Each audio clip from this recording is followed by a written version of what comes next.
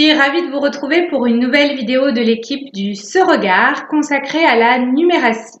Autrement dit, à la capacité de comprendre et d'utiliser des données mathématiques au quotidien, au travail et à l'école. Quelques chiffres tout d'abord. Selon une enquête réalisée par la Banque de France en 2018, 77% des Français interrogés jugent leurs connaissances financières moyennes ou faibles. Concernant les plus jeunes, un élève sur 5 n'a pas atteint les compétences de base en culture financière. Alors qu'en est-il pour les personnes qui sont en difficulté langagière, notamment les personnes en situation d'illettrisme et les personnes en apprentissage du français? Pour rappel, en France, selon les chiffres de l'INSEE qui datent de 2011, 7% de la population des Français âgés de 18 à 65 ans sont en situation d'illettrisme. Les jeunes sont fortement touchés. Selon les chiffres de la dernière JDC, Journée défense et citoyenneté qui date de 2018, 11,5% des jeunes qui ont participé à cette journée sont en difficulté de lecture. Et 9,7% de ces mêmes jeunes sont en difficulté face à la numératie. Lorsqu'une personne est en situation d'illettrisme, elle est souvent en difficulté avec la numératie. Et parfois, elle est même en situation d'innumérisme. Elle n'est pas en capacité de manipuler les chiffres, même dans des situations quotidiennes.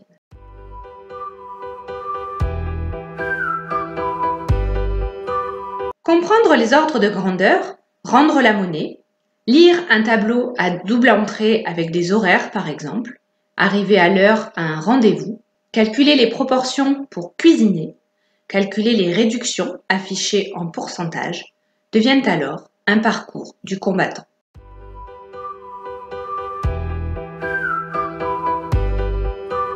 Concernant les personnes qui viennent s'installer durablement en France, certains n'ont pas ou peu été scolarisés dans leur langue maternelle.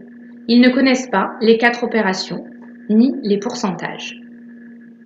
Certains encore n'ont jamais eu de compte bancaire, ne connaissent pas le fonctionnement d'une carte, ni d'un chéquier, ni les virements de salaire sur un compte bancaire via un RIB. Ils ne connaissent pas les frais bancaires, ni les taux d'intérêt. Ainsi s'ajoute à la barrière de la langue la méconnaissance de notre système bancaire.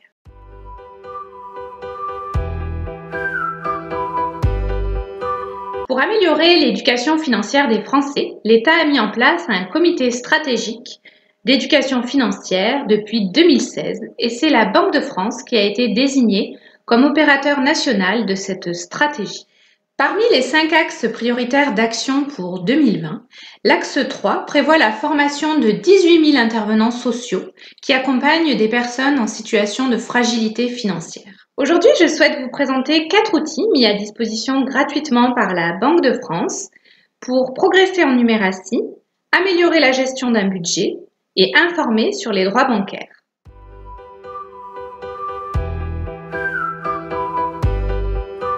Mes questions d'argent est un portail d'information accessible sur Internet à l'adresse suivante, mesquestionsdargent.fr. Je voulais attirer votre attention principalement sur 2 onglets, l'onglet compte bancaire et l'onglet intervenants sociaux pcb.conseil budget. Sur l'onglet compte bancaire, cliquez sur gérer un litige avec ma banque. Vous y trouverez des lettres types, des vidéos explicatives et des informations pour accompagner les personnes dans différentes procédures et notamment dans celle de refus d'ouverture de compte. Les personnes en situation d'illettrisme ou en apprentissage du français, malheureusement, se voient souvent refuser l'ouverture d'un compte suite à des incidents de paiement. Depuis 2006, le Code monétaire et financier organise la procédure de droit au compte. C'est-à-dire que toute personne, physique ou morale, domiciliée en France et dépourvue d'un compte de dépôt, a droit à l'ouverture d'un tel compte. Sur l'onglet Intervenants sociaux PCB.conseil budget, cliquez sur Inclusion bancaire. Vous y trouverez également de nombreuses informations et lettres types concernant la clientèle fragile. Sachez que depuis 2014, les banques sont tenues d'avoir dans leur portefeuille de clientèle une clientèle dite fragile. La clientèle fragile donne droit à des offres bancaires spécifiques et notamment des frais bancaires plafonnés.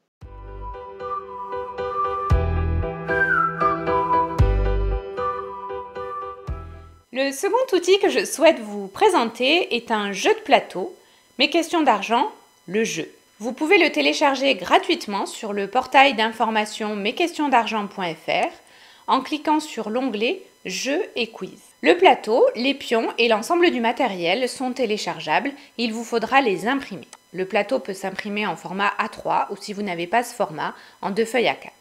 On peut jouer de 2 à 6 joueurs, mais si vous êtes un peu plus nombreux, n'hésitez pas à faire des équipes. Le jeu se décline en 5 tranches d'âge avec pour but de réussir l'objectif, le projet qui correspond à chaque tranche d'âge. Je vous donne un exemple pour les 12-15 ans. L'objectif est d'acheter une trottinette électrique et pour les 26-45 ans, l'objectif est de partir en voyage. Pour cela, il faut réunir la somme nécessaire pour réussir le projet en répondant correctement à une série de questions. Chaque joueur commence avec une somme prédéfinie, un salaire et des charges fixes. Il dispose également d'une feuille de budget pour tenir les comptes à jour. Des cartes surprises et petits bonheurs pimentent le jeu et permettent de voir aussi l'impact d'une décision, par exemple anodine, sur la concrétisation du fameux projet. Utiliser ce jeu avec les personnes que vous accompagnez vous permettra d'aborder de manière neutre et ludique les fondamentaux de la gestion d'un budget et de commencer à appréhender la notion de reste à vivre. Mais aussi, il permettra de commencer à se projeter dans la réalisation d'un projet.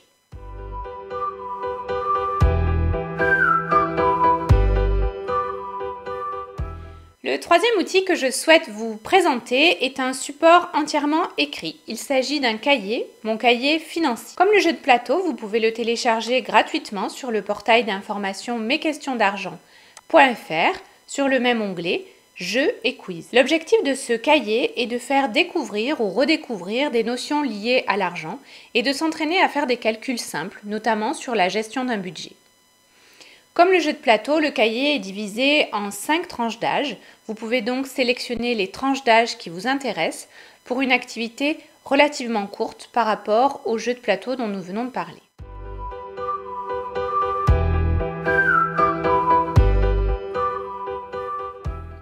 Le dernier outil que je souhaite vous présenter aujourd'hui est un outil numérique, l'application téléchargeable sur smartphone Pilote Budget. Vous pouvez vous la procurer gratuitement sur le store de votre smartphone, soit Google Play Store, soit l'Apple Store en fonction de votre appareil. Cette application proposée par la Banque de France a été conçue dans le cadre du plan d'inclusion bancaire numérique que la Banque Postale a conçu avec We Take Care pour proposer des outils numériques nouveaux et permettre à une clientèle souvent en difficulté financière de mieux maîtriser son budget.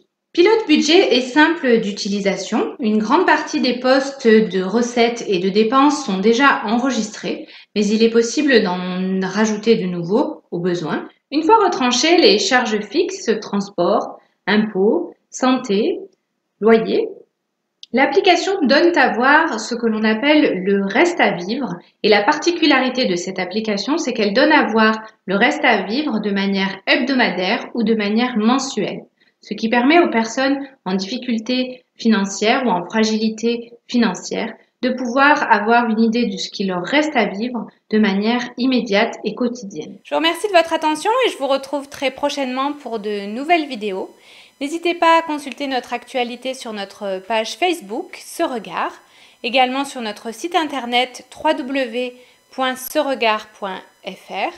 Si vous souhaitez nous contacter par mail ou si vous avez des questions concernant les outils que nous venons de vous présenter, n'hésitez pas, ceregard@orange.fr. À bientôt!